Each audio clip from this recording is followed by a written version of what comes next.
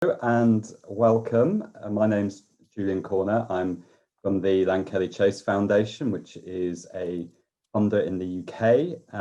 Welcome. Today's session is called Beyond the System. And this session is part of a week of conversations to launch the New System Alliance. And I'm just going to read a description of the Alliance in case you didn't catch it in the opening slide. So the New System Alliance is a place to come for those who feel there is something wrong with the systems for people experiencing tough times. And we hope that this will be a home for those who have felt frustrated, unheard, or invisible, whether coming from a place of direct experience or those working in services, funding, or commissioning.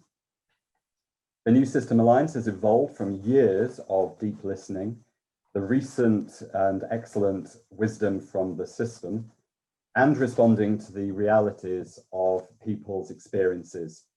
And it's taken all of this raw learning to the next level, thanks to the investment from the National Community Lottery Fund.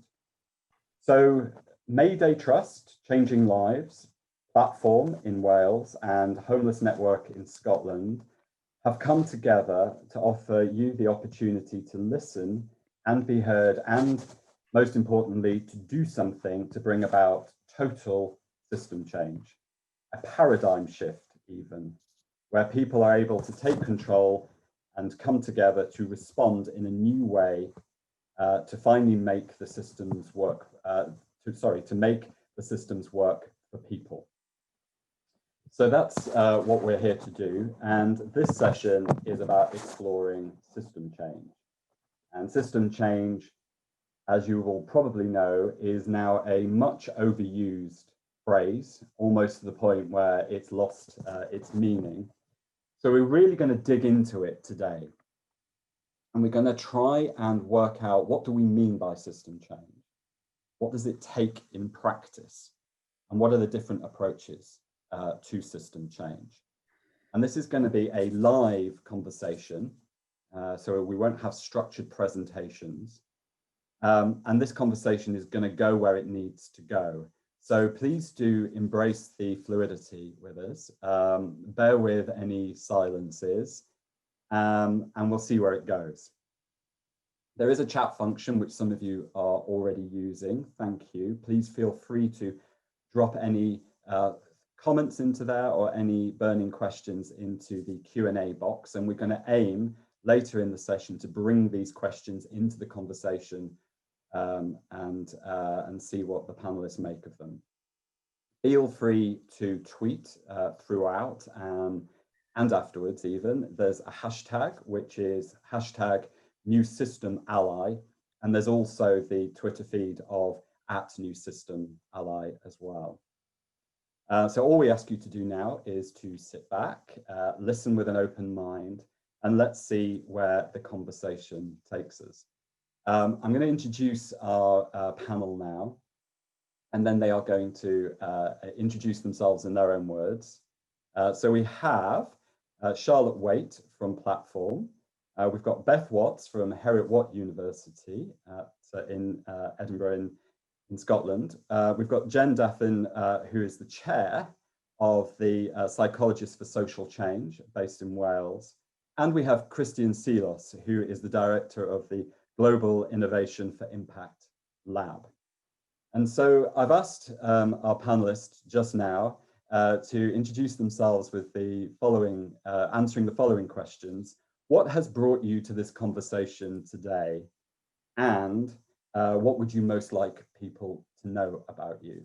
So I will go first. And what's brought me to this conversation today is that I have worked in central government, I've worked in the voluntary sector, I've worked in philanthropy, and I've always felt constrained by the models that are imposed on us, have been inherited from the past. I've seen massive evidence of failure. And I've wanted to do something about that, but I've never felt I could do it on my own. But then when I've tried to talk about it with other people, they have got different ideas about what the change should be and how you should go about it. And so I'm interested in how you build alliances of people who all want change, but maybe have different ideas about what that change should be. And the thing that I most want you to know about me is that I ask questions that I'm not competent to answer. So over to our panel. Who would like to go next to introduce themselves? Happy to, Julian. Hi, everyone. It's very nice to be here. I'm looking forward to the discussion. What's brought me here, I'll give two very brief answers.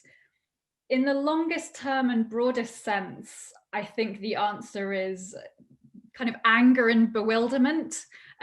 Something that I remember very vividly feeling as a teenager, sort of kind of becoming conscious of sort of disadvantage around me, I guess, and something that I still have, I'm glad to say, to a large extent. And I think that anger is kind of, and frustration and bewilderment is sustained by the realization that the disadvantage, the injustice, the unfairness we see around us is actually in part caused by the systems that we have seeking to address those issues. It's caused and sustained by them, even in the face of the fact that many, if not all of the people working within those systems have good intentions. So that's the first answer. And then the second answer is the more mundane one, which is having done a lot of research, particularly around homelessness, and being quite familiar with the achievements and lack of achievements here in Scotland around improving responses to homelessness, and the wider UK and globally, but a lot in Scotland. What I would most like people to know about me, two quick things. I am comfortable with disagreement. I'm comfortable with being disagreed with, and I'm comfortable with disagreeing with other people. So please, yeah, I hope we can have a conversation where we flesh out some of the disagreements. That's something I would definitely enjoy. And I am uncomfortable with people paying no attention to a decent evidence base. So they're the two things I want people to know about me. Right. Who's next? I can go next. So I'm Charlotte and I work for Platform, and what's brought me here to this conversation is having been a practitioner. So first I was an angry student, you know, that one organising the marches, getting angry about things, injustices that I saw around me. And then I became a practitioner in the social care sector and sort of always searched out for that kind of magic bullet, the intervention, the evidence-based practice that was going to make the most difference to the people that I was working with. And then thought after a while, oh, even when I'm doing work that feels lush, I am not getting, this doesn't seem to be working. So I need to move up through that door. And when I get through that door, that's when I'll be able to move things, because I need to move up this ladder. I need to get up this pyramid. I need to get to the top. And then when I'm through that door, I will be able to influence things in a different way. And I certainly haven't reached those heights, wherever they may be. But what I have come to learn as I've gone through different doors is there is nothing beyond this door that is solving anything any differently. And actually, it's the same conversations that we keep having. I am like 25 years into this career, and the most frequent phrase I use is Groundhog Day put another way. You can probably guess what I'm going to say. So that's what's brought me to this conversation, is there needs to be different conversations, and I want to be one of the many people facilitating those. And your other question absolutely terrifies me. I don't really know what I want everybody to know about me. I guess that means I'm probably a bit shy, even though I never thought I was shy. People who are on here know me go, she's not shy. So I suppose I just want you to know that, yeah, I'm up for the challenge. I don't think I'm right. I want to learn. Yeah, and I like baking. That's a nice Fab, thank you. Who's next? I don't mind going next. I'm Jen Daffin. Lots of what you've just said, Charlotte, resonates with me. And I guess Beth, you as well. Like, I was an angry person, still am, like, in some ways. It's hard to shake that and make that constructive and useful. And I think similarly, like, you know, if only we could get to the right place to have the right conversations and start moving things, and it doesn't materialize because it doesn't quite work like that. Is what I'm also learning too. And in lots of ways, that's how I've arrived here as well, is that the realization that this is beyond any one thing or one place. This is a total thing. That word that, you know, has become a bit of a cliche, that systems change. No, it needs to be a movement. And so I found myself in lots of different kinds of movements. Human rights based movements, I guess, is where I've kind of arrived at this from. So I did a lot of activism then when I was younger, Charlotte, with placards and things. Again, is that useful? When is it useful? And learning those things, and ended up here really through those conversations and through applying then that thinking to the areas that I'm working in, mental health, and recognizing similarities and recognizing that, you know, we in that campaigning, we often campaign for the one thing. We campaign for so-and-so's rights or so-and-so's rights. But what I realized over time is that this is a total thing. This is about everybody's rights and the way we treat everybody. And it's a much, much broader thing. And so that's what's brought me here, because I really want to be part of that. And I think many of us want to be part of that. And it'd be great to get that kind of going. I don't think it really exists. So I'm excited about being here as well. I have no idea how to answer your other question. I have really no idea. I arrive at like, what do I want you to know about me? I have no idea what would be useful to say, other than that I really like sweets, and I like to enjoy like sweets and chocolate, but I do really prefer sweets. That's a little bit of a like comfort of mine, I suppose. So you can know that. I don't know what you're going to do with that, but yeah. Thanks, Jen. And Christian.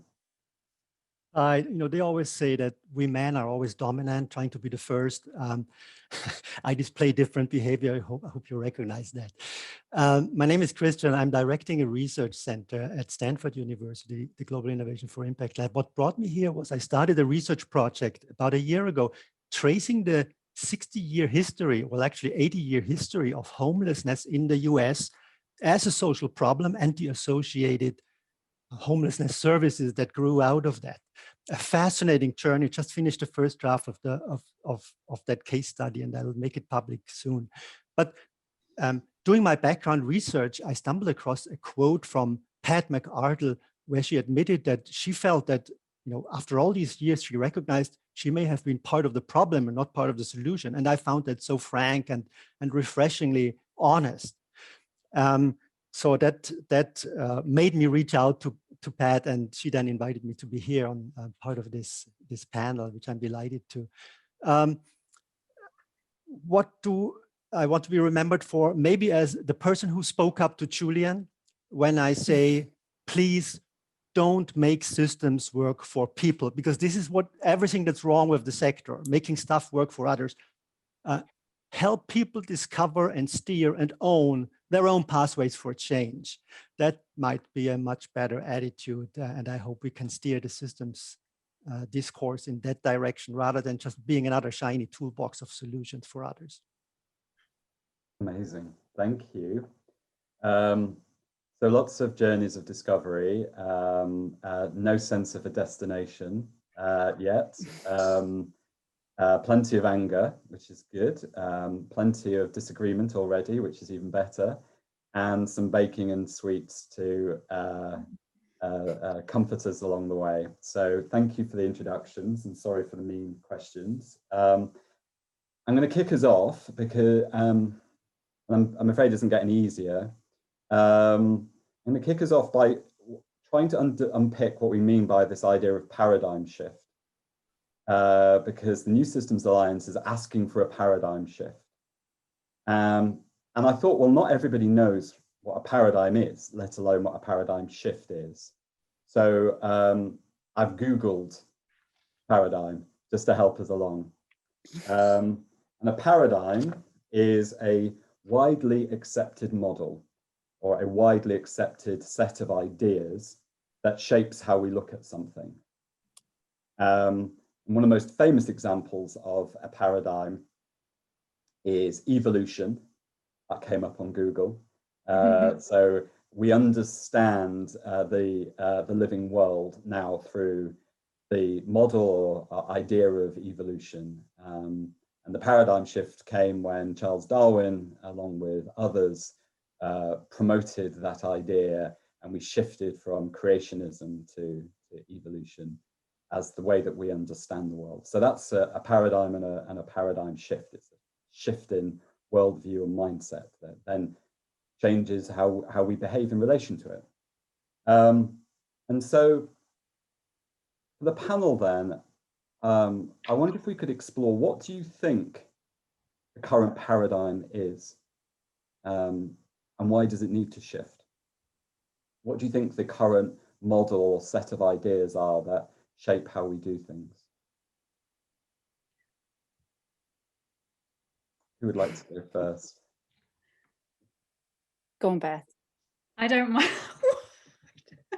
Could you read my thoughts, Jen? I'll give it a go. I'll try and start the conversation. Well, I guess I have this sense that there's no one cohesive, coherent model that the best one of us could articulate if we were really good at being a panelist, right?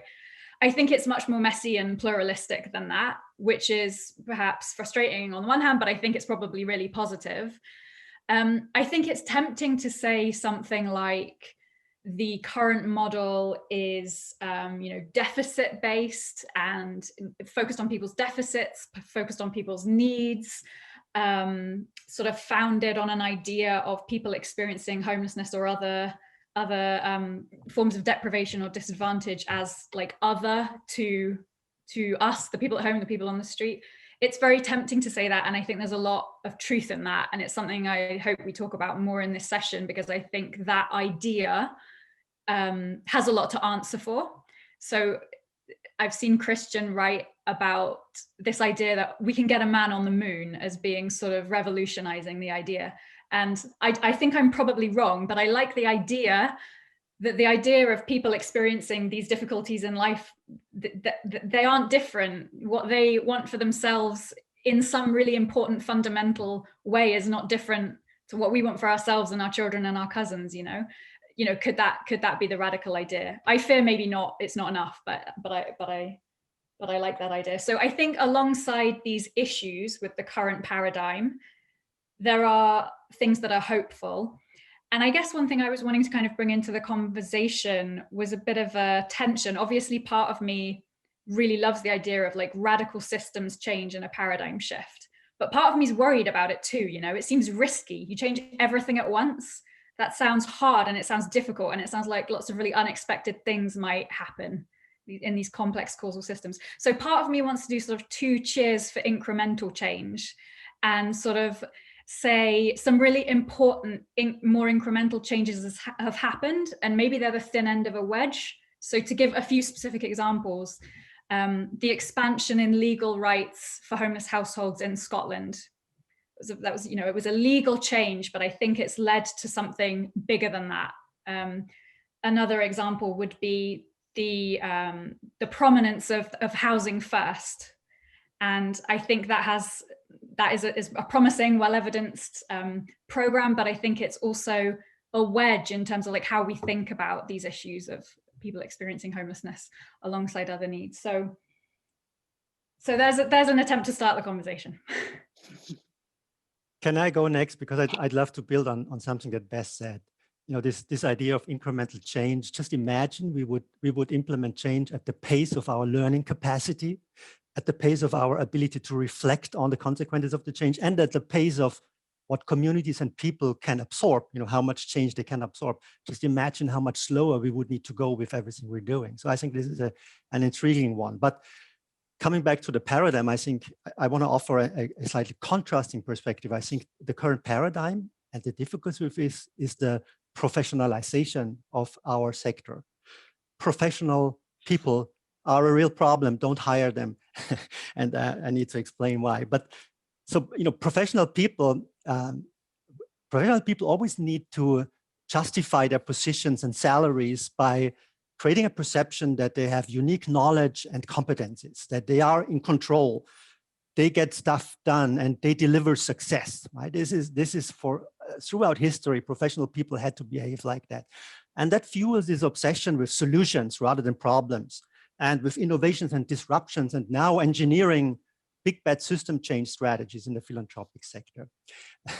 and I think one of the unintended consequences of that is, the more we are driving on the solution side, the more pressure we relieve from the systems that give rise to the problems to change them, right? Because, well, we have all these solutions, so we don't need to fundamentally change. It's like if you have a pill for your headaches, you never inquire on the causes of your headaches. You may just get away, taking the pill all the time.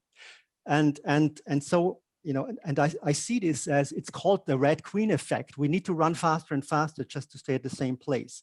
And in homelessness, and give me just 20 seconds to share that. In 2010, Community Solutions in the US started one of the largest, most ambitious solutions on housing 100,000 homeless people in 4 years' time.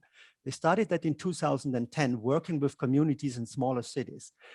They achieved success. By 2014, they had housed 110,000 homeless people in 4 years. Amazing, right? And with a wrap of social services around that. But then they looked at the big picture and they saw that that didn't make a dent in the overall homelessness numbers, because the system that generates homelessness just kept refilling the vacuum that they created on the solution side. So kind of this attitude, and what I'm hoping is that systems is not just becoming another solutions toolbox, but that it forces us to confront the pathological behavior of our professionalized organizations seriously and fundamentally. And that's very hard to do. Very, very hard. I find it very hard. Yeah, so I would agree with that about the paradigm within the institutions that is very much about doing and not being. And so we have to do to earn our money to be seen to be being amazing, which creates competition between us and not allegiance, and creates difference between us and them. And I think so when you look at the culture of those institutions, that cannot sit with uncertainty. We don't know what the outcome might be yet.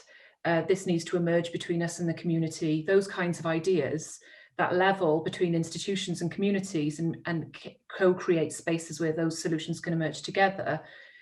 Those things just do not exist, because the paradigm within the institutions is so strong, so hierarchical, that the mission and purpose comes from the top down to workers. That workers, so the point is that if workers don't feel that they can be system changers, if they can be themselves at work, if they can be held in that uncertainty, then how on earth can they activate system change themselves? They can only become actors in a system that doesn't work. Yeah. And paralyzed in that system, I think, as well, in a fight, flight, froze response kind of thing, overwhelmed by the shame associated with being stuck and contributing, but the weight of the change that comes, and it's too much. And on an individual level, it becomes too much, which I think is why it's really important to have these conversations and to talk about it in movement terms and shifting cultural perspective as well as systems. Just from what people have been saying already, I wonder if the thing we're talking about is relationships. It's relationships that's the really important thing. It's going at people's pace, whether that's workers or whether it's the individuals we're working with.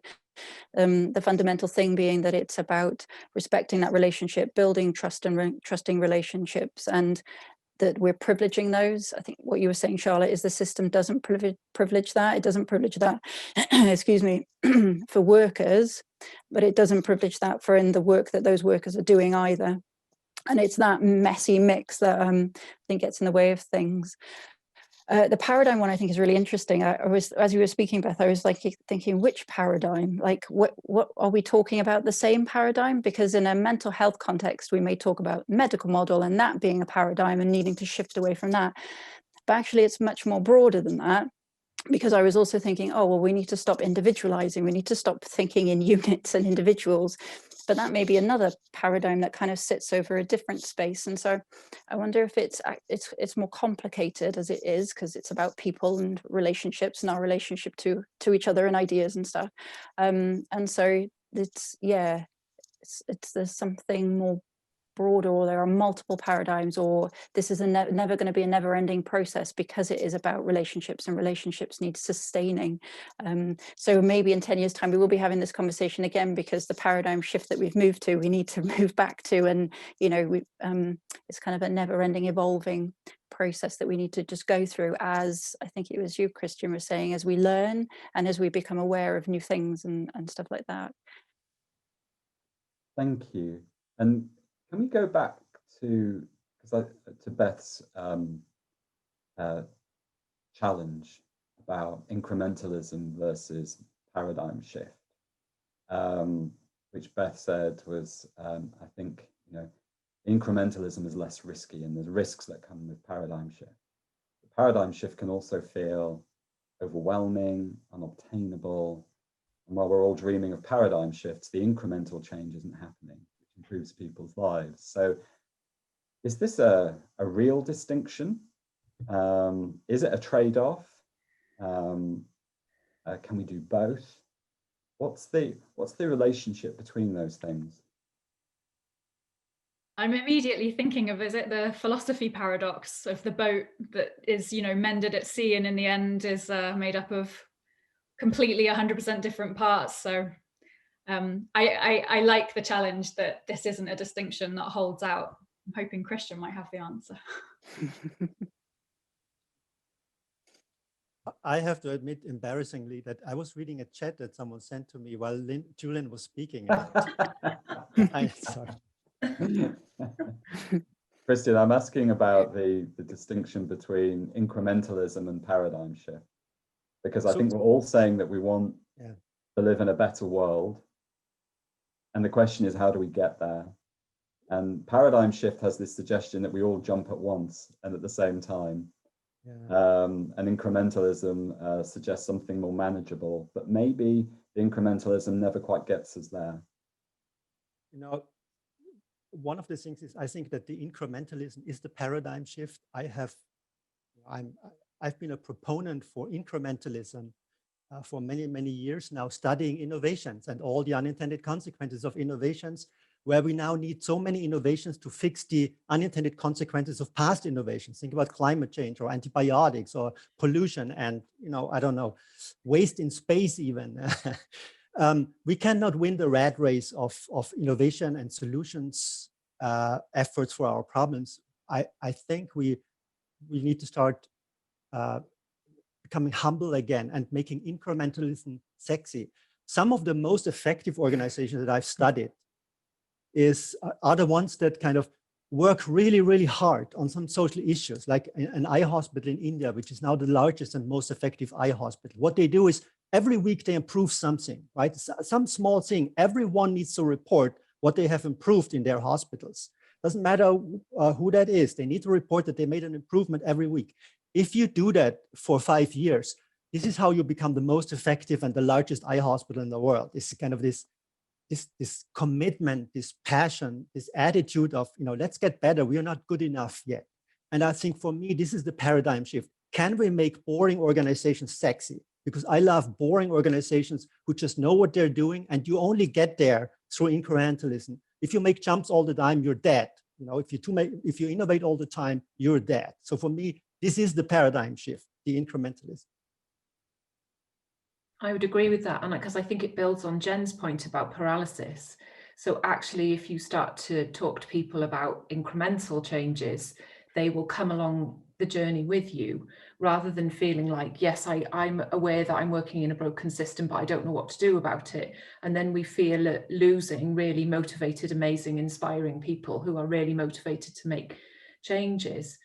The other thing, I think of always in these conversations, because I used to be one, I think of child protection social workers doing some of the really most difficult, boring jobs, if you like. Their job just is never going to be sexy, but they are sort of awash with the latest intervention, the latest innovation, the thing that will save the most children. And really what they need is, you know, permission to fail safely, to not be humiliated if they come alongside families and try and work in community orientated ways. And I mean humiliated in family court settings, you know, not just humiliated amongst their peers. So, you know, I read something yesterday about culture being an echo chamber. So actually, if we begin to look at incremental changes to cultures in those kinds of organizations, that to me is radical change. Those steps along that journey would create a paradigm shift that would be worth waiting for. I don't disagree either. I think it's really important to bring people with you. Otherwise, you just end up causing fractions and disagreement, and then we're not getting anywhere. Really important, though, as well, to have some kind of roadmap or idea of where we're going and orientating those incremental changes. Otherwise, I think sometimes when you're stuck in one part and you're only seeing those tiny parts, it can feel as if nothing's changing. So it needs to be a bit of both. We need to be able to have a way to hold the whole story, or have access to the fuller story, for hope. But yeah, to be able to do the things you've suggested in a way that's manageable and meaningful for people. Can I explore then, what, in your view, is the difference between tweaking the current system and making incremental changes towards a new system? Because the world is full of tweaks to a current system that continues to fail. So how do we know that this incrementalism is getting us where we need to go? Sorry, go on, Beth. No, you go, Charlotte. I'm thinking. Key obvious questions are like, who is this? Who are we improving? You know what I'm trying to say? Who are we improving? What's this change improving? Who's it improving for? Because if it's improving for us as, you know, actors on one side, that's, you know, and who's deciding that? So it's that, you know, the system change conversation always goes down. You're just talking about efficiencies, making things leaner, you know, whereas what we're talking about here is not that. So I suppose there's always that distinction. That's not to say that leaner systems aren't necessary either, but what we're talking about in terms of, you know, a completely different relationship between you having a difficult time in your life and being able to find the resources you need to help yourself through that. That's the shift we want to see, leveling that field. So is the change that we're making taking us in that direction rather than saving us money, you know, moving people through the system faster, getting our gold stars a lot quicker, those kinds of questions.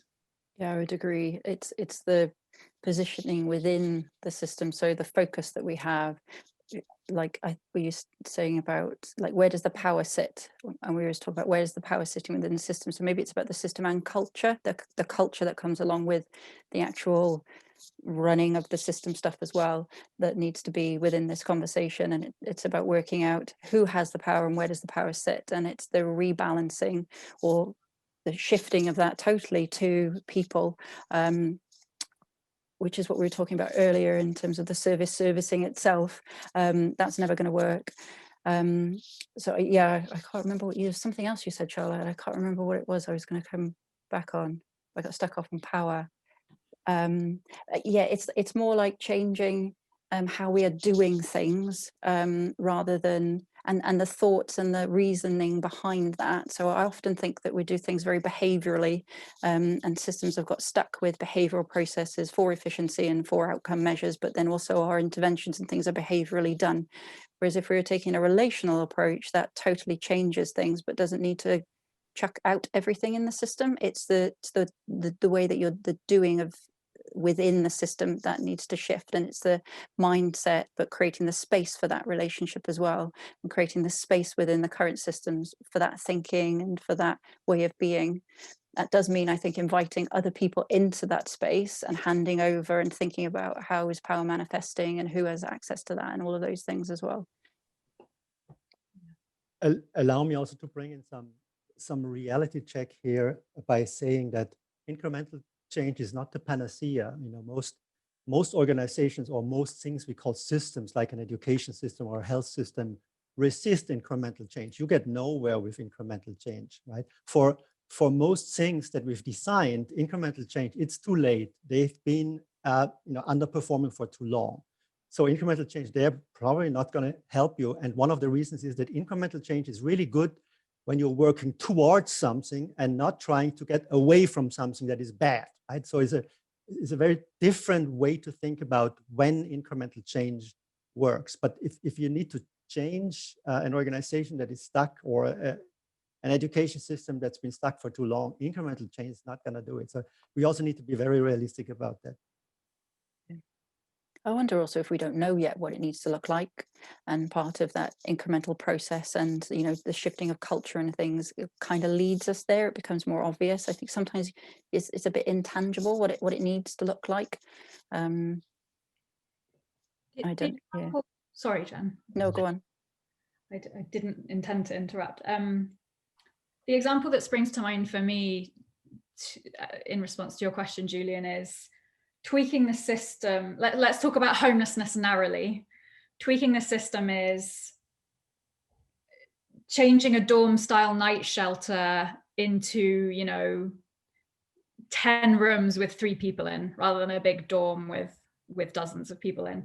Or it's having a specialist hostel for young people, or I'm intentionally trying to be provocative, let me also just say that, you know, it's having a specialist hostel for young people or women or people with particular needs. It's tweaking that and making a flawed system better in a way that potentially makes it more presentable, shinier, easier for the organization running it, where you can show some incremental improvement in experiences in some way. I think the meaningful incremental change is acknowledging that maybe these things aren't the answer, and being honest about the fact that we may still need them during a transition, but being honest that they're not ideal. We need a shelter right now, we need a hostel right now, but this is not what we are aiming for. We have humility about what the endpoint might be, but we're pretty sure it doesn't involve a massive shelter system and a network of hostels where, you know, people's needs really don't get served in a very fundamental way. And, you know, trying to shrink the overall stock and ramp up something we think works more. So there's something about tweaking the system being about, exactly as Charlotte said, whose interests are being served, and it being interests kind of internal to the system. And can I just build another? So, but the reason why what you said, Beth, can't and doesn't happen is your amazing point about humility. Having humility about the outcome is probably one of the most riskiest positions in the current paradigm for any local authority, for any leader, to be able to stick your neck out there and say, we realise this is a temporary position. And I think there is some of that going on in Wales, with a recognition that hostels are not the future, but the absolute, because we haven't yet built in, because they has to be part of your infrastructure to sit with that level of risk and uncertainty. And we don't have those built in.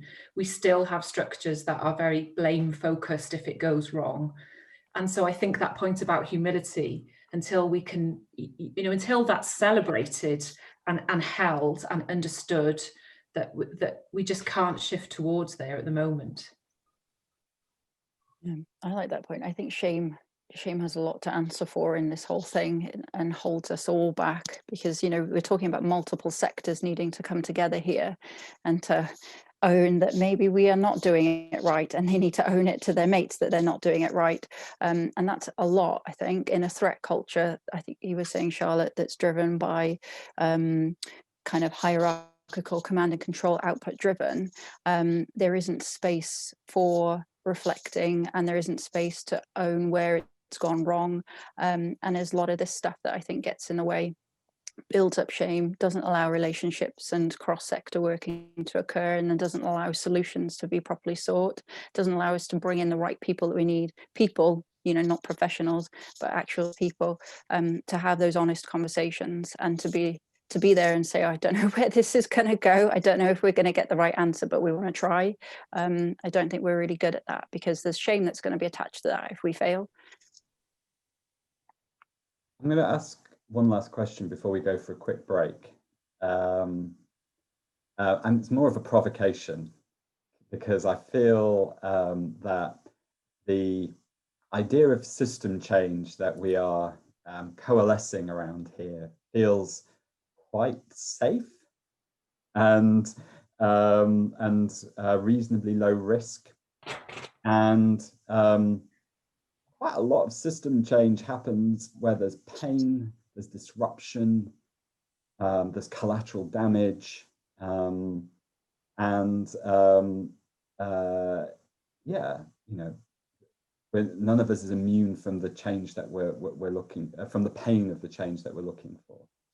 And so I just want to poke away at this notion of, you know, the sexiness of boring organizations.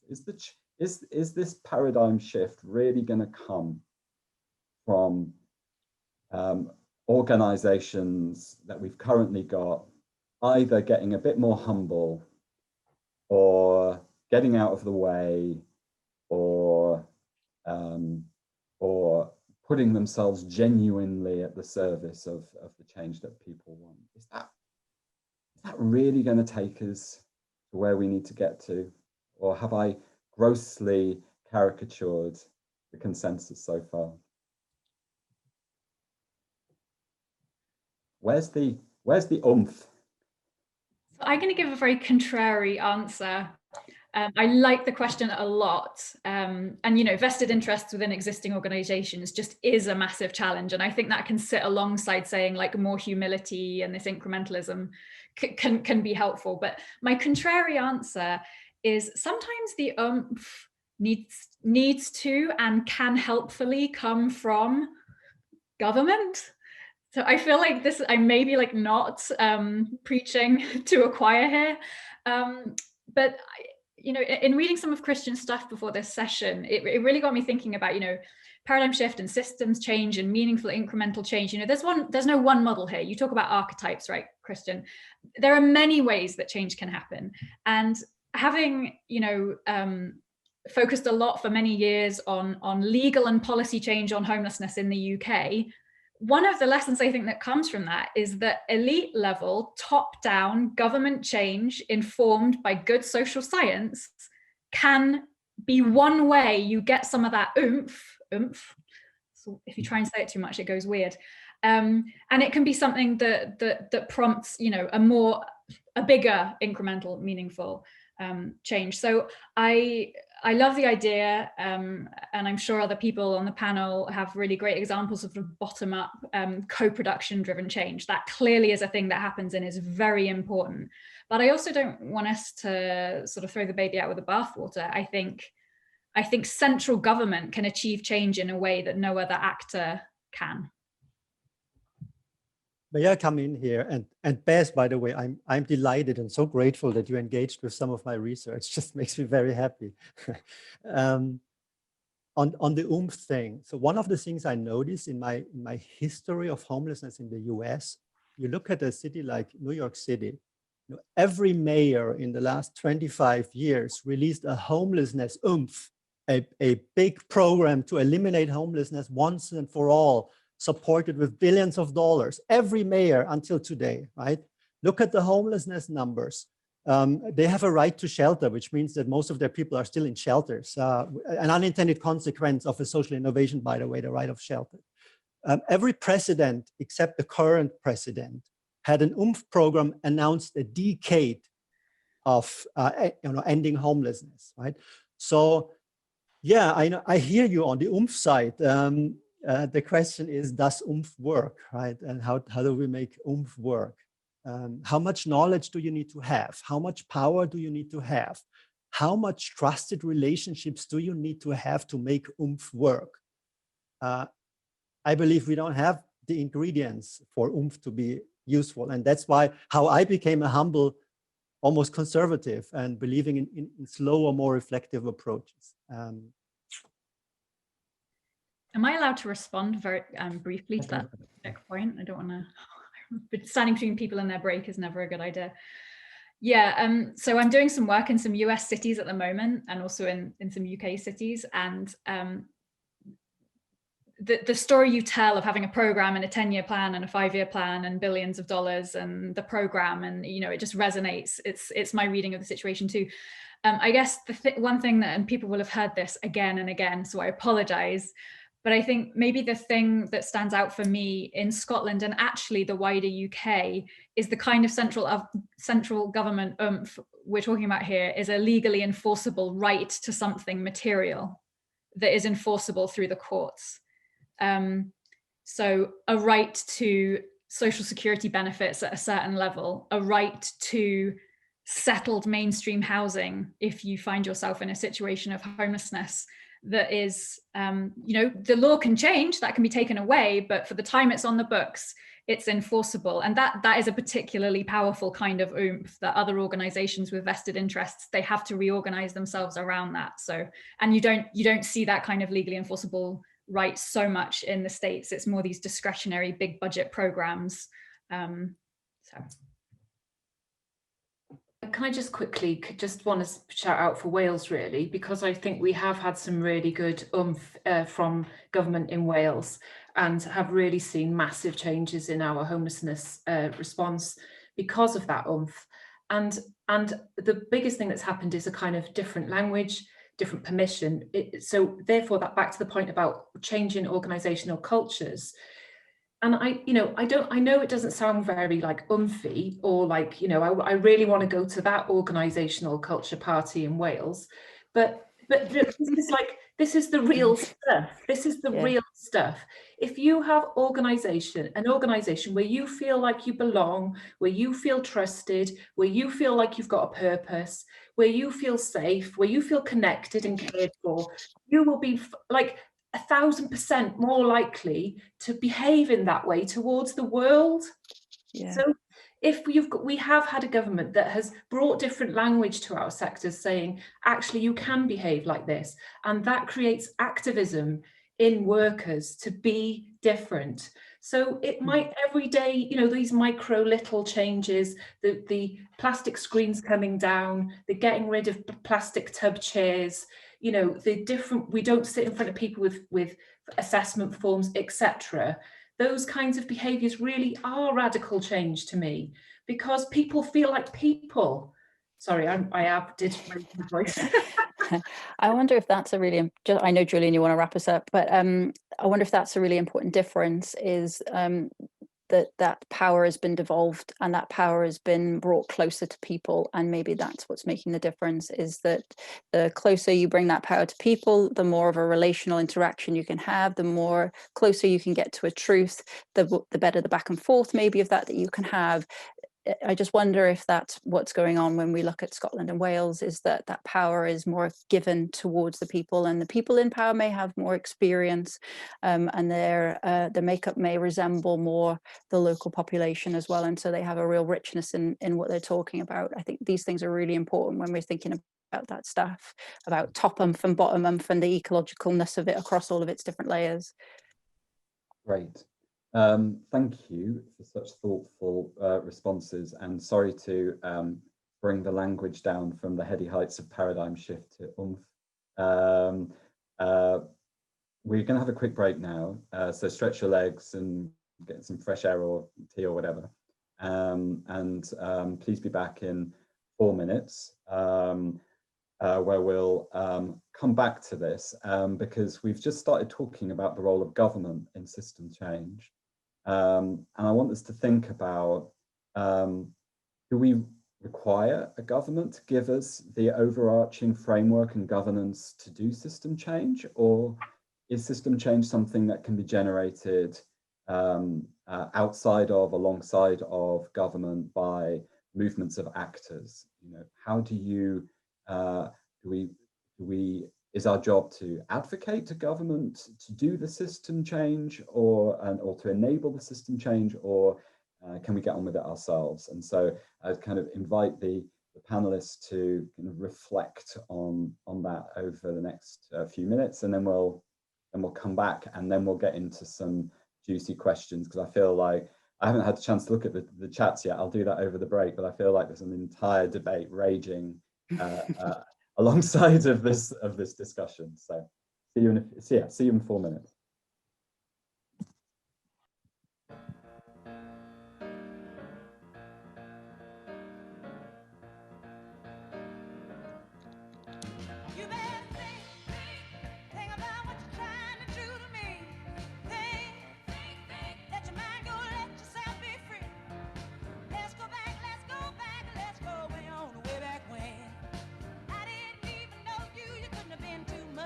modern teens. Ain't no psychiatrist, ain't no doctor with degrees, but it don't take too much time to see what you're doing to me. You better think about what you're trying to do to me. Yeah, think, let your mind go, let yourself be free. Oh, freedom, freedom, freedom, oh, freedom, yeah, freedom.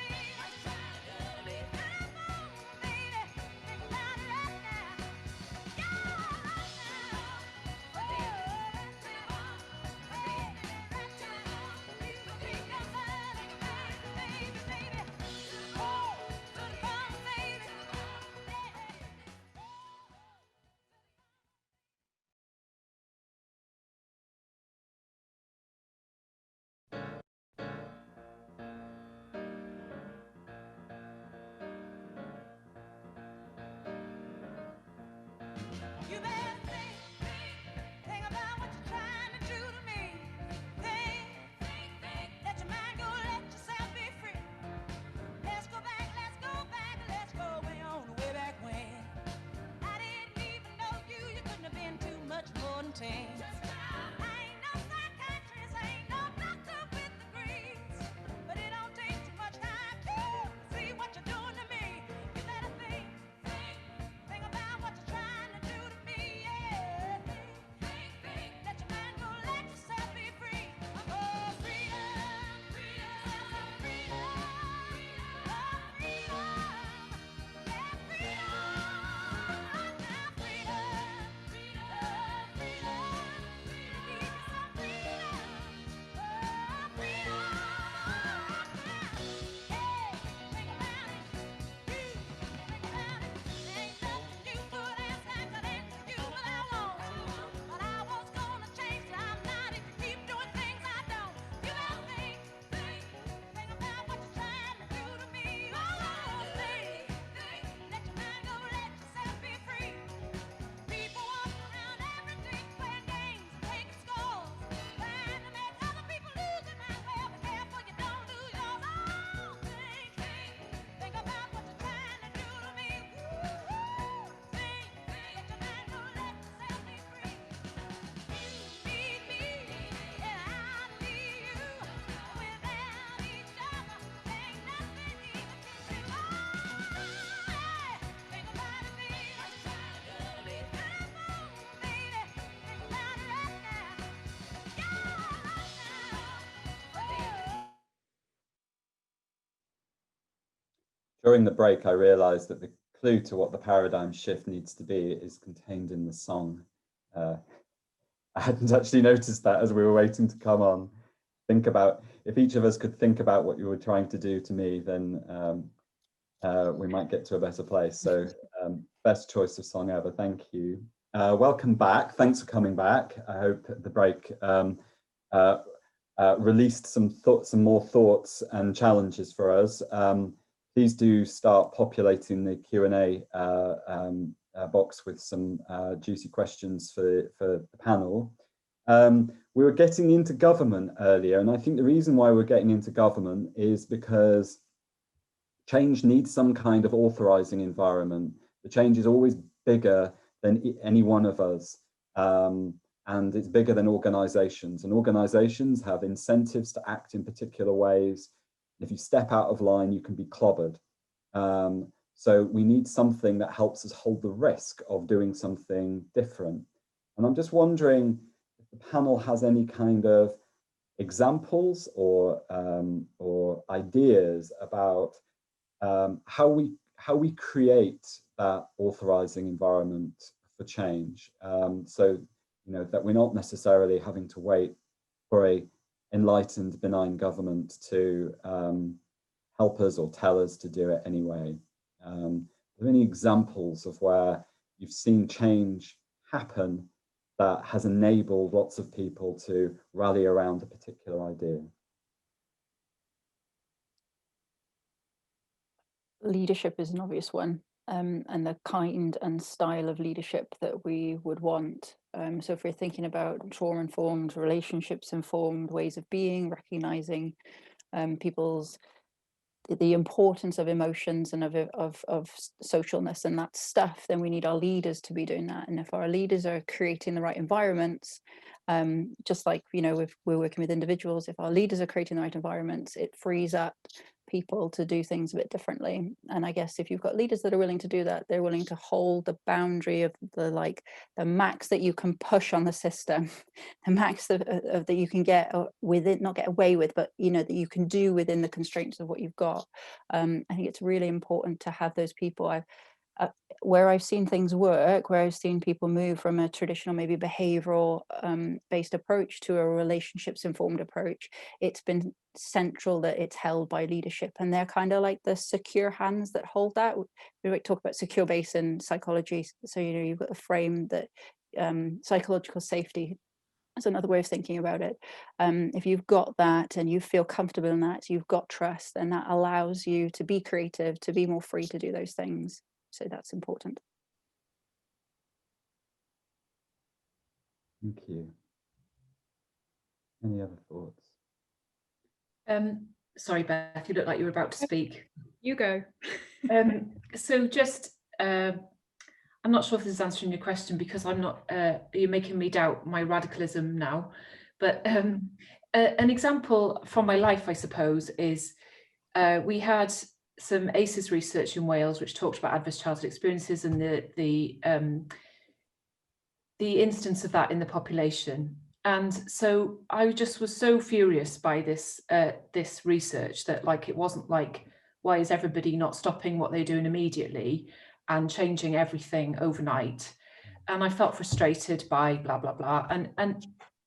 And so the outcome of that was a set up group called Kind Cardiff, which was about just putting a message out on Twitter saying, anybody who wants this city to be more compassionate and kind, do you want to come? And it ended up being a little bit of a movement. I'm not going to claim any big outcomes about it, but it was sort of just a lovely experience of, and I would describe it as system changes. But people, so it was some people who worked in services, but it was also people who didn't, community members, artists, young people. Really, this concept of wanting to be somewhere more, the world to be more compassionate, drew people together. And therefore, this sharing of ideas as a community group then emboldened people. So I can say within about a year, I just know incidentally of, for example, a psychologist who works at the obesity clinic in the hospital in Cardiff, changing the practice of her team and her nurses as a result of being part of that group. So changing the deficit-based assessment that she would traditionally have had to have done to having the permission. So I suppose it's Jen's point, but the permission then didn't come from leadership necessarily. The permission came from a different set of community members who were convening around this idea. And I could say that about some young people who changed how they behave together. They set up groups around their mental well-being in college as a result of being part of this community group that was just talking about these ideas. So it isn't radical systems change, I guess. It wasn't dismantling institutions, but it was a kind of internal system change, giving people a different permission and paradigm to operate in, that they felt safe enough to go into those worlds.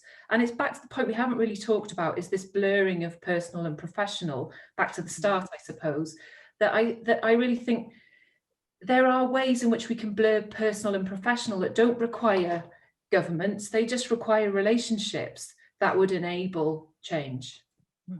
I think, sorry, just to come back, is the thing that's missing community. In the conversations we have and in thinking about systems, what we miss is community, which is a system of itself, isn't it? You know, it's our social system, personal maybe, but also not, because we also work into it. And what you're talking about there, Charlotte, is community, isn't it? Is doing this in the community, and that's the thing that we can do for free, that we can all do all of the time. Yeah, I agree. I think we need to be talking about community as part of this conversation much more keenly. Christian, I know that you have lots of examples of how change happens without necessarily being mandated by government. You know, what would make it easier for me to engage more effectively in this discussion is if we would have an agreement of what we actually mean when we talk about systems or systems change, because we treat it as if we all share the same mental model when we use this language. And I think this is one of the things that is holding us back. And we always use these terms like innovation or systems change. They sound so obvious, but we all totally differ in our mental models of what they mean. And therefore we make inconsistent decisions around these issues. So for me, that would be a big difference whether we talk about system understood as, you know, the system of actors that come together to provide services or solutions in the homelessness sector, or do we talk about society as the system in which homelessness is embedded, the norms and traditions in that society, power relations in that society, economic realities, the cognitive and mental models that drive behavior. One of the outcomes of this behavior of the larger system is also homelessness, right? So the question is, are we trying to change the system on the solution end or on the supply side of homelessness, or both? And by the way, why do we think that there are systems out there in the real world? So what then would be a non-system? I have not seen a non-system in the social world. I think everything is a system. Even two people are already a system. They are even complex in themselves. So is there an opportunity for us to use less fancy, but much more precise language? And would this allow us to make a lot of progress on the cheap side, which is changing how we talk about these things? That would be my recommendation. That would be really helpful for most organizations to achieve this type of clarity, at least internally, of how they are using the term system or system change, what they actually mean by it. The other panelists feel a bit like that. I would agree. I don't think, if I think about my day job, I don't think there's clarity around cultural change, systems change. Are they different? Are they same? And we think we're talking about the same thing, but yeah, I agree. I think you can miss the point. So I started talking about leadership in systems, whereas Charlotte took it outside into life. And, you know, we could have one conversation, they're both important, but I think we do definitely need to frame it, because I think it just saves us time. It's probably an efficiency argument in there.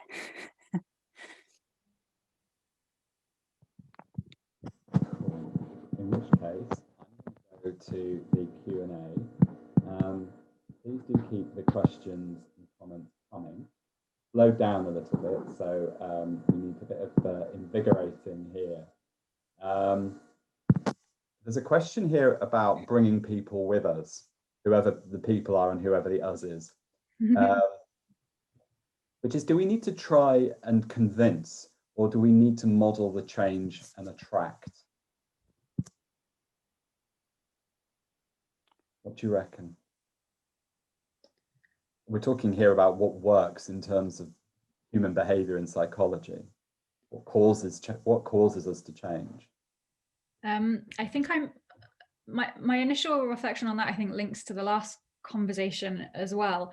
I definitely don't think we need, or I don't think we can justify waiting for a change in public attitudes before we act. To my eyes, there are serious social harms and serious social injustices that we don't need to seek consensus on to feel justified in acting on them. I think there's a distinction to be made between achieving meaningful change of some kind and sustaining it. And I think one of the reasons I'm drawn to sort of legal the legal side of this stuff is because it offers a way of making change sustainable. Arguably, you know, practice evolves on a local organization or city level, you know, maybe, you know, central government decides to instantiate that model nationally in law. So you sort of, there's a metaphor here I'm struggling for. So you kind of level up, and then that's where you're starting from again. And there's all sorts of issues about, you know, enforcing the law and the law working well and that kind of thing. In answer to, so I guess in the should we change people's hearts and minds? Who do we need to bring with us?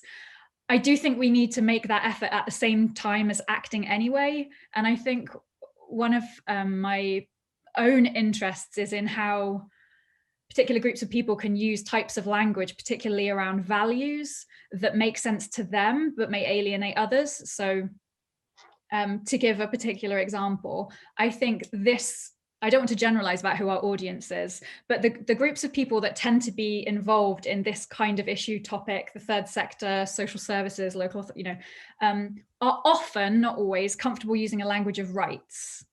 And I like a language of rights. It appeals to me. It appeals to my sense of social justice and the importance of equality and things like that. But I also worry that it alienates other people, you know, because rights mean a whole set of other things to, you know, other people within the community. So one thing I always feel is in trying, we should act and we should try and achieve change without waiting for permission, without trying to seek a consensus that would be impossible to achieve. But we should also try and bring those people along, maybe even lagging, by using the widest range of tools and discourses that we can. So speaking about people's right to housing might alienate some, but if you talk about the harm it causes to that individual and their family if they stay homeless for a long time, the impact it has on their health, the impact it has on their children's schooling, that might resonate, you know. So I guess I think that's my answer, maybe.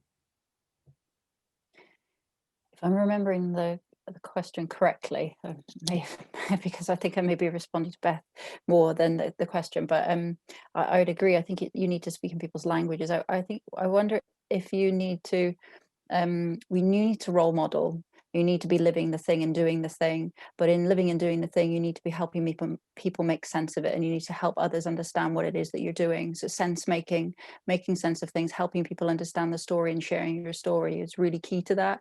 And you need to be doing that alongside role modeling. So I'm not sure if I've understood the question right. I think that you need to do those two things, and they're interchangeable. You can't have one without the other. So it's interesting because we would use a language of maybe trauma in mental health services more often than a rights-based language, and we've been moving to a rights-based language to get some movement. So I recognise that it is really important that you make sense of the story for yourself of where we're going, but you help others make sense of it with you, and you find that common ground. Yeah, I just to agree really that I think we need to be collaborating, sharing as much as possible. So we're all trying in our different ways, and that's okay. So we are modeling the kind of safe to fail stuff, and trying really hard to have humility about that we're not saying, look, we're right, and any of you who don't jump on our bandwagon, you're wrong, or it's, you know, that's not the point.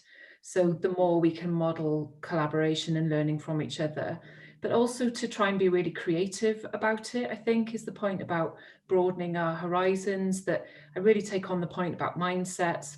I definitely get stuck in, you know, having the same conversations with the same people. So we really need to or for myself, I'm speaking, need to step outside of the usual suspects to have these conversations and just be really much more creative about how we are trying and being a bit braver. But I think bravery is also a loaded, you know, you can only be brave, you can only be fearless if you feel safe. And then back to the point earlier, you can only feel safe if you've got the culture that So you know, we really need to be modeling. I know I'm like a broken record, but for me, it's like the culture is where it begins, really, for us to have the platforms to make these changes. I'll just briefly share some insights from some of my own research Christian, organization. Christian, your microphone isn't working terribly well. If you could, yeah. Can you hear me now? Better, thank you. Sorry for that. So, depending on the context, let me throw out some things, because again, I think these questions need to be contextualized. Here are some examples from my own research. You walk into an Indian village as a well-intended social activist, and you want to lower levels of inequality there.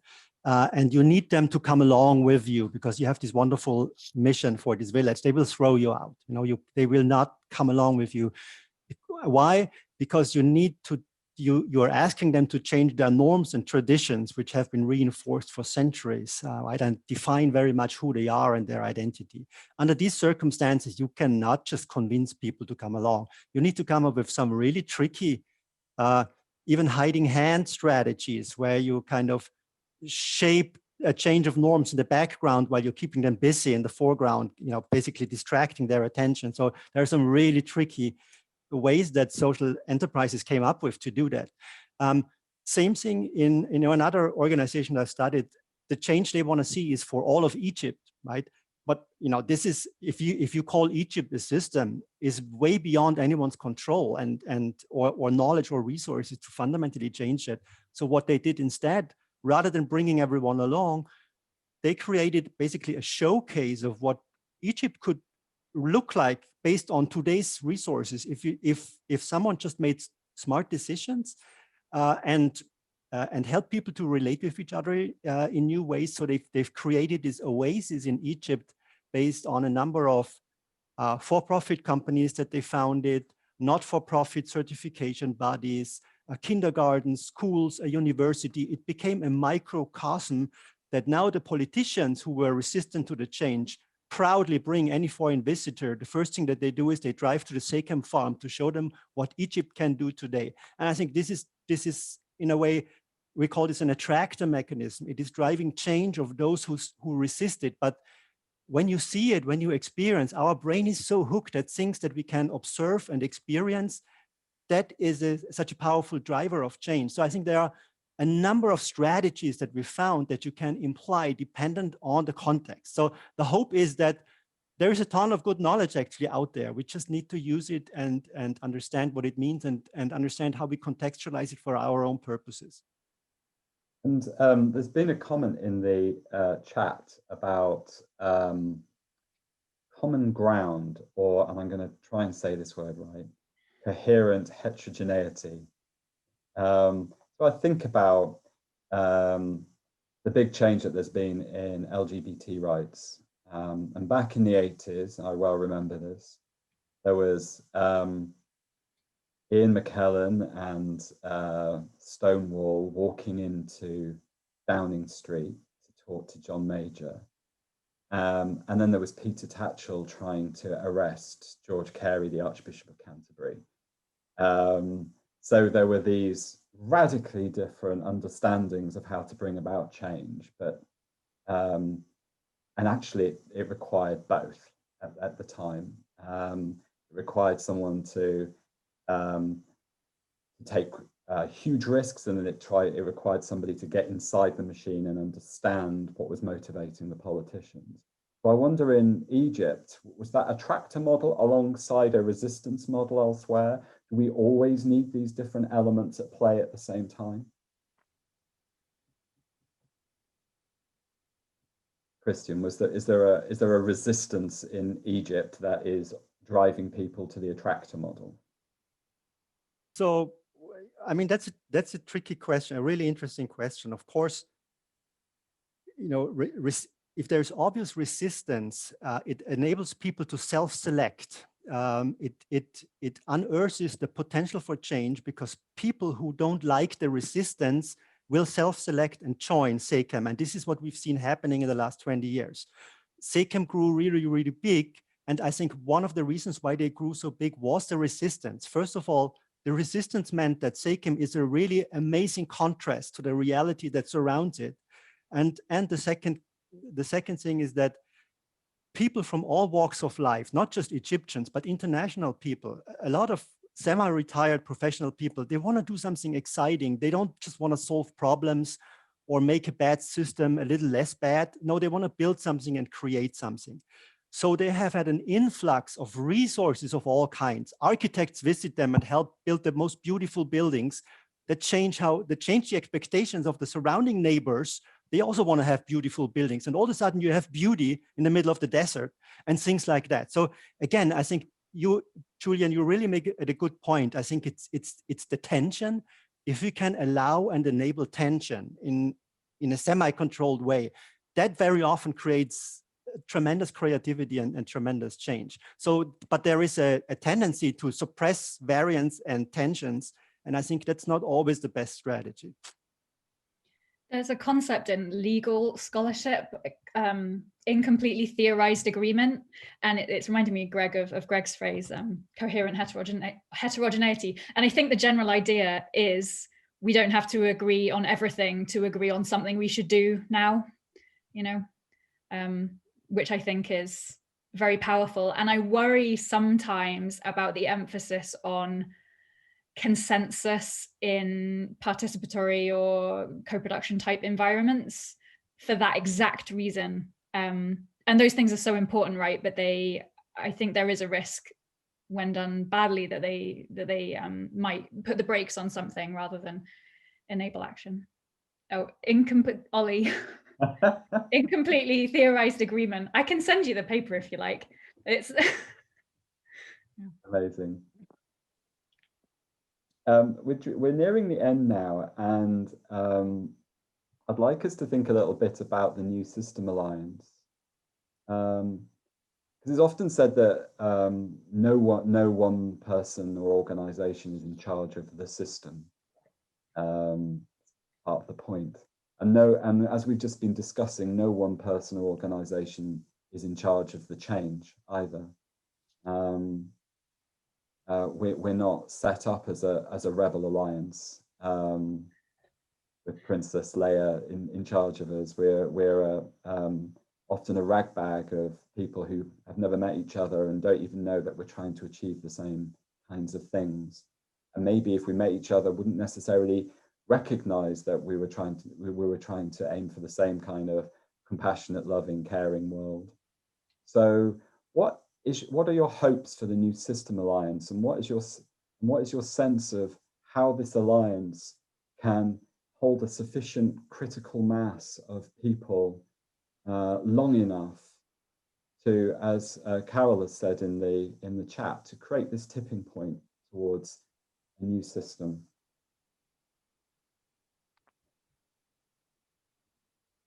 If you were designing this system alliance, how would you design it to ensure that we can hold as much of that creative tension as possible? I don't mind having a first go.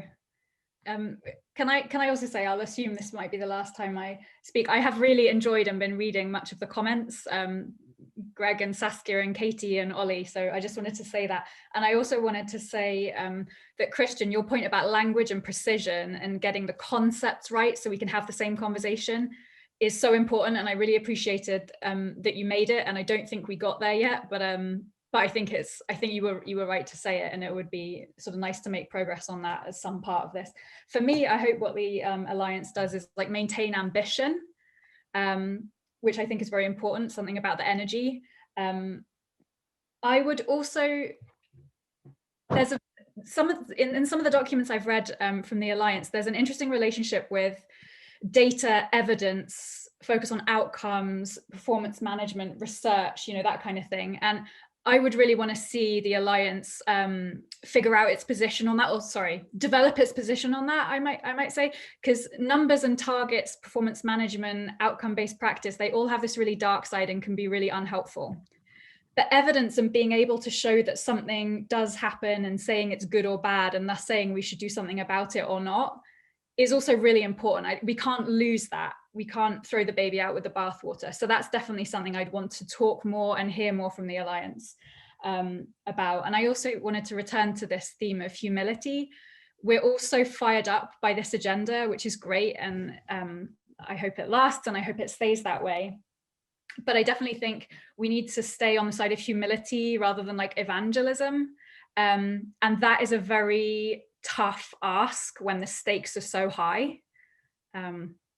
So there are just a few closing reflections from me. I've really enjoyed this conversation. Thanks, everyone. I've equally enjoyed it. So thank you to everybody. And I've not been following the chat as closely as you guys have. I've just found it, popped it up. So I feel like I've missed out on that. But for me, just looking at some of those comments, I think there are huge parallels with the civil rights movements of other areas that haven't come to these things yet. I don't think we've had that so much in mental health and, you know, the myriad of things that come with that, the experiences people find themselves in, homelessness, etc., that sit within that. I don't think we've had that yet. And I think if there's one thing that this alliance can achieve or move towards, you know, do its bit, if it's going to aspire to anything, is to start that campaign and to really name that campaign and to be like a beacon for others to come behind it, to be inspirational and to be movement driven. And for me, like, I've worked in mental health for a very long time. I haven't seen that, and I haven't attached myself to anything like that before. That was one of the reasons we created Psychologists for Social Change, was because internally, as professionals that work within that service, we felt really paralyzed and without that movement. And I know there's different pockets of that in different parts of the countries, but if we could build and grow that, like, you know, like those movements did in the past, I think that could be really good, and it could bring a lot of good things for a lot of people. For me, thank you for inviting me. And yeah, I suppose repeating what I've said about my hope is about finding a shared purpose that, sorry, that's one of my Christmas parcels being delivered in Zoom call fashion. Yeah, finding a shared purpose that resonates is a process, and I hope that the Alliance brings that process and creates the right conditions for that to emerge. So this isn't us going, here's our mission, this is the answer, come and join us. It's about holding spaces for some of those purpose conversations. And so doing that as an alliance means creating opportunities for each other, active contributions as equals, recognizing that we can service each other and creating the infrastructure for that. That would be modeling the change, sharing resources, learning together, seeing ourselves as part of an interconnected system, and recognizing that despite the conversation about boundaries and needing to define, the answer is unwritten yet, and that we're here to create it together. And I just want to end with this quote because it's so lush. It's being heard is so close to being loved that for the average person, they were almost indistinguishable. And if we can hear each other, then we can love each other and we can create that change. That's beautiful. Christian. I just quickly, very little that I could add to that. It was wonderful just listening to you, and also thanks so much for having me. What I'm hoping is that you would avoid the tendency to become a professional alliance and hire smart people. Maybe you can assemble people who really care, because I think the real bottleneck in the social sector is finding enough people who really care about a community or an individual or something, rather than just trying to prove how smart and how successful they are. And that also goes back to the funders, to the foundations that expect impact reports in 6 months' time or in 12 months' time, and they don't want to hear about failures and all these things. So can we build the alliance on the new principles of being humble? Beth, I love that. Let's maximize our learning and not our success, right? We will be successful if we endure and if we are passionate enough, but you cannot pay people to be passionate, to care, or to be creative. You need to hire those people who for some reason are intrinsically motivated to get out of the morning and give their best as part of the alliance. And that's a tough call, but I'm keeping my fingers crossed. Wow, well, thank you all for some amazing contributions and for really kind of digging into this and really trying to unravel what, you know, is challenging for all of us. And I think you did that with incredible thoughtfulness and humility, but some passion and anger in there as well. We've heard about the need for humility, for sexy incrementalism, for simple and more precise language, for role modeling and sense making, but also for creative tension, leaving the space open for creative tension. for learning over outcomes and success. But above all, for creating a space in which care and love and compassion and genuinely human interactions can occur. And I think a very salutary final warning, which is not to over-professionalize this and not to be too clever about it. I love all of that. I've loved all of the comments that have come through the chat, and I'm going to read more of those when we've finished. I'm just going to finish by thanking you all, those who've taken part, Charlotte, Christian, Jen, and Beth, but all of the comments that have been flowing through the chat. Thanks for listening and posing questions, and I hope this has given you something to reflect upon. Even if it's a frustration with the imprecision of the terms and the language, hopefully that's allowed you to work out what you think about it. Recordings of these conversations will be available to watch again on the website throughout the week. So please, if you know somebody who might be interested in this, please pass it on to them. So what next, you might be thinking? Well, the New System Alliance is about you, it's about us. So it's about you owning your own voice and experiences and coming forward to be part of the ongoing conversation and change. We need an alliance that can hold that creative tension, hold the vision, hold the values, create the critical mass, and really dream of a tipping point where the incrementalism ultimately leads us to a tipping point in organizational and societal culture. The System Alliance is something that we hope to shape as an equal platform, modeling the change that we're looking for. So please join us as a new system ally via the website, which is www.newsystemalliance.org. There's a running tally of system allies on there. As soon as you become one, you see that tally click up, which is very exciting. If Twitter is your thing, then follow at New System Ally. And then there's the hashtag New System Ally. Yeah, we all need to be part of something bigger. This is bigger than any one of us. You don't have to agree with every word today or in the wisdom from the system to want to be part of the change. Let's debate this. Let's keep working together. Let's keep being part of something that is about change. And just thank you for being here today. It's been such a pleasure. I've loved this format.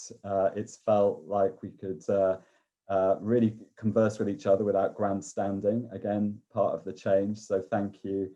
And yeah, we look forward to engaging you more in the future, and please keep your comments and ideas and contributions coming. Thank you.